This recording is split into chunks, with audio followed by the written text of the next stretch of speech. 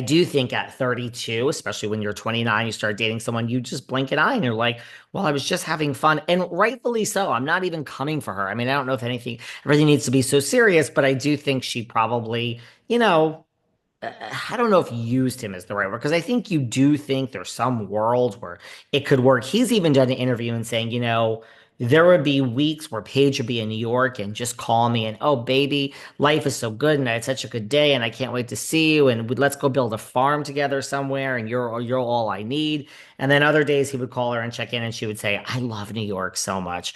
I love New York so much. I'm still here in LA. Meaning me. And it's been an interesting month here in LA. The fog and the smog has lifted, although I just saw an article on Instagram. I don't know what's in my feed. Do not believe the reports that the air in LA is thinned out and is great. It's really harmful and toxic. And it's a moot point at this point because I'm getting the fuck out of here in a week and a half. So I'm getting out of here, going back to the Hamptons to hibernate. I want to go to East Hampton Grill and I want the fucking shrimp cocktail. Okay. And I want the martinis. They bring you the martinis. I love when I went out with Sarah and George Katsiopoulos. You guys know George Katsiopoulos from Fashion Police. It was me, him, George, Sarah Fraser, and another friend of ours. We went out to Smokehouse in Burbank on Saturday night, and they do the same thing East Hampton Girl does. I love where you don't really get that much more of a drink, but I love where they bring you the martini in the traditional V-shaped glass. And then they have the leftover martini and a carafe on the side, and they put it in ice. That's what Smokehouse does. But what they do at East Hampton Grill, they take it one step further. They give you that carafe on the side, and then they bring you the martini glass. But get this. As you're sipping your martini, you could be 3 sips in, 4 sips in, whatever it is. When they come around and they see that your glass is no longer chilled, because they give you it in a chilled glass, they will come by with a fresh, chilled glass and they will put the fresh, chilled glass down on the table. They will pick your martini up and they will pour your current drink, which as long as you don't have it in your hand, into the freshly chilled glass and take the current glass you were drinking out of away. And I don't mean when you're done with it. I mean, you could be 3 sips in, 4 sips in when they see it's no longer chilled. So everyone who's in the Hamptons this coming summer, stop by East Hampton Grill and have the shrimp cocktail and have a martini. It's really good. Anyway, moving along. So I think Craig is in that stage of grief. Kristen Doute. If I didn't make it clear before, I mean, I think I have on this podcast. Let me make it very clear. My number one favorite Vanderpump cast member in the history of Vanderpump Rules is Miss Doty. I have always been a fan of Miss Doty, ever since she told someone to suck a dick. She went after a Miami girl. She was told, I don't know what I did to you, but I'll take a Pinot Grigio. Well, she has been talking a lot. And she says Schwartzy and Sandy have broken up. That she thinks Sandoval is going through a midlife crisis. Duh. He sucks at playing the traitors. I can give you that. But you know what? At this point, I mean, Tom, I would say what a brilliant game player, but it's not game. But I would just say triple down on it, dude, and just pretend you're an idiot and just clueless because you will get far that way.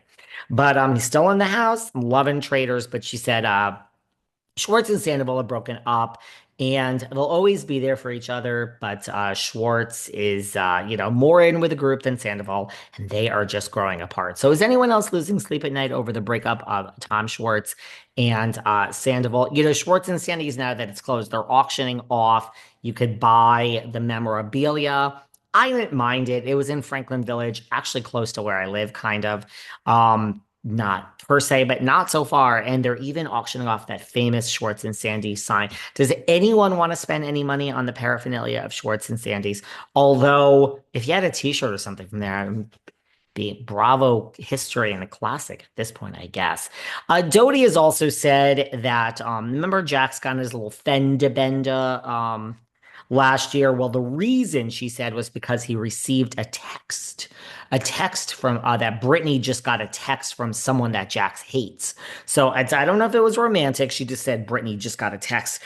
Brittany was talking to someone that Jax hates and he crashed his car. Well, girl, that ain't any excuse.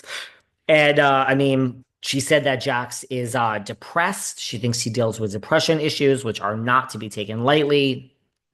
Trust me, I know a lot of people that have real depression issues, and my heart goes out to anyone that does. It's like any other disease. It's a lifelong thing that you just have to try to manage. But that's really all she said about that. She says she does not talk to Stassi. There are no hard feelings. When she got engaged in her pregnancy, she did not hear from Stassi. The last time she heard from Stassi was 2023, and she's also not close to Katie. She talks to Katie more than Stassi. Stassi is a huge part of her upbringing and growing up. And, she'll always be there for Stassi, but she has two careers, Stassi. She has a huge career. She has a husband, and she just has a different set of friends. And, as adults, we can grow apart from people, and there's not a drama and story of how we got here. Amen. I've been saying this in front of this microphone for over 5 years. God help me, we are in our 6th year. When I joke about dying at the microphone, it's not going to be a joke. Will I ever be able to retire and just fade off into the sunset? I don't know, but today is not that day. But yeah, it's just, this Sarah Fraser. She's always like, oh, reconcile it with this one and that one.